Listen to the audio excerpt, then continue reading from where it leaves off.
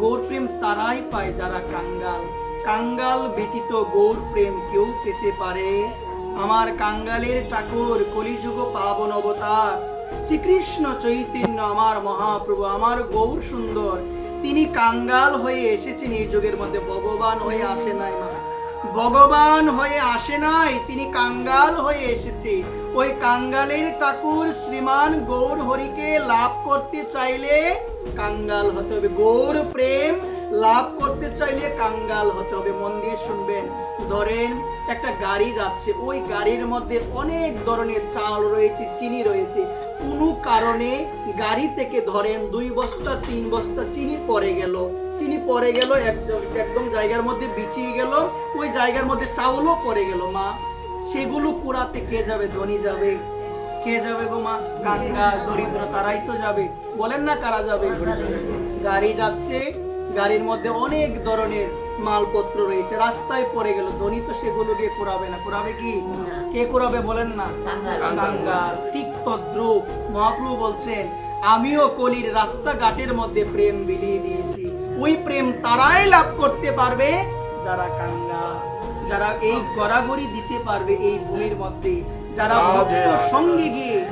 ভক্ত সঙ্গে গিয়ে প্রাণ ভরে ভাগবতের কথা শুনে এই ভূমির মধ্যে যারা গড়াগড়ি দিতে পারে, যারা বলবে হ্যাঁ গৌর তুমি বিনে আমার কেউ নাই, তারাই তো আমার গৌরকে পাবে, অন্যতায় কেউ কিন্তু পাবে। একবার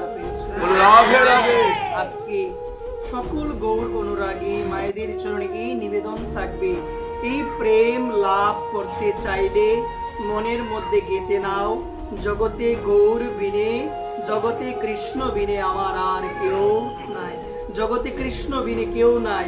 এই জন্যই তো শাস্ত্র বলছেন যে কৃষ্ণ ভক্তি বিদ্যা বিনে নাহি বিদ্যা। আর যত ধরনের তুমি পাণ্ডিত্যশালী হও না কেন, যত ধরনের জাগতিক জ্ঞানবান তুমি হও না কেন মা, এই জ্ঞানের মাধ্যমে জগতের মালা তুমি পাবে, জগতের সম্মান পাবে, জগতের সবাই তোমাকে নমস্কার সালাম দিবে, কিন্তু ওই জ্ঞান দিয়ে কিন্তু তোমার শেষের দিনের রক্ষা হবে। শেষের দিনের রক্ষা পেতে চাইলে কৃষ্ণ ভক্তির বিদ্যা প্রয়োজন। একমাত্র কৃষ্ণ ভক্তির বিদ্যা দ্বারা শেষের দিনে নিজেকে উদ্ধার করা সম্ভব। অন্যথায় জগতের যদি কোটি জ্ঞানও থাকে মা, লক্ষ কোটি জ্ঞানও থাকে, এই জগতে মালা পাবে, সম্মান পাবে, নমস্কার সালাম আদি অনেক কিছু পাবে, লোকে দেখলে দিবে, কিন্তু ওই জ্ঞান দিয়ে শেষ বিদায়ে তোমার কোনো গতি হবে না। একবার প্রেম রাধে রাধে। এই জন্য ভগবানও গীতায় বলছেন, নমাম দুষ্কৃতি নমুরা প্রপদ্যন্তে নরাধমা মায়া অপরিত জ্ঞানা আসরিক ভাবমাশ্রিত। ভগবান বলছেন 4 প্রকারের ব্যক্তি, তিনি গীতায় বলছেন যারা আমাকে আশ্রয় করে না। কয় প্রকার মা? নমাম দুষ্কৃতি নমুরা প্রপদ্যন্তে নরাধমা মায়া অপরিত জ্ঞানা আসরিক ভাবমাশ্রিত।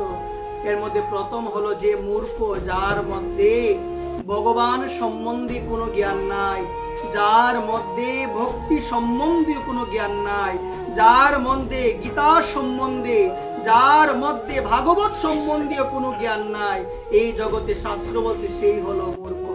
সে কে গো মা? মূর্খ। সে হলো মূর্খ। ওই মূর্খগণ তারা অনেক জানে, জগতের জানাশোনা অনেক জানে, কিন্তু ওই জানা দিয়ে তাদের কোনো মঙ্গল হয় না। এই জন্যই তো বলছেন মূর্খরা কখনো আমাকে আশ্রয় করে না। ভগবান আবারও বলছেন গীতায়, অবজানন্তি মাম মুরা মানসিং তনুমাশ্রিতম। ভগবান গীতায় বলছেন, আমি যখন এই পৃথিবীর মধ্যে অবতরণ করি তখন কিছু মূর্খ আছে, তারা আমার তত্ত্ব না জেনে আমাকে তারা অবজ্ঞা করে, তারা জানে না আমি কে, এটা না জেনে তারা আমাকে কি করে গো? অবজ্ঞা করে। তো বলছেন নমাম দুষ্কৃতি নমুরা, দুষ্কৃতি। দেখবেন মা, জগতে আমরা কিছু মানুষ আছে, আমাদের বুদ্ধি অনেক বেশি আছে না মা? কিছু মানুষ আছে বুদ্ধি অনেক বেশি, কিন্তু বুদ্ধিটা কিন্তু সুবুদ্ধি নয়।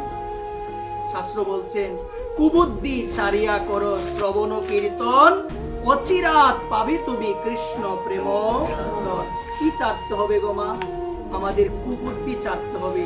আর শাস্ত্র বলছেন মা, বুদ্ধিটা আমাদের তখনই শুদ্ধ হবে যখন আমরা ভগবান ভগবানের চরণে আত্মসমর্পণ করব, অন্যথায় বুদ্ধি শুদ্ধ হবে। গীতায় বলছেন তেষাম সতত যুক্তানাং, ভগবান বলছেন যে আমার সঙ্গে যুক্ত, সতত যুক্ত, ভজতাং প্রীতিপূর্বকম, যে আমাকে ভজনা করে প্রেমের সহিত, দদামি বুদ্ধিযোগং, তাকে আমি বুদ্ধি দান করি, যে বুদ্ধির মাধ্যমে সে আমার কাছে ফিরে আসে একবার। তাহলে বুদ্ধিটা শুদ্ধ তখনই হবে, বুদ্ধিটা আমাদের শুদ্ধ সংস্কার তখনই হবে যখন আমরা ভগবানের চরণে নিজের মনোপ্রাণ সব বিলিয়ে দিব। আমরা বলবো, ভগবান এই জগতে যা আছে সব তোমার, এই জগতে সব তোমার, কিন্তু প্রভু গো, জগতে তুমি বিনে আমার আর কেউ নাই। একবার জগতে তুমি বিনে আমার আর কেউ নাই। এই জন্যই বলছে নমাম দুষ্কৃতি নমরা প্রপদ্যন্তে নরাধমা। নরাধম মানে হলো মানুষের মধ্যে যারা অধম, মানুষের মধ্যে কি গো মা, যারা অধম।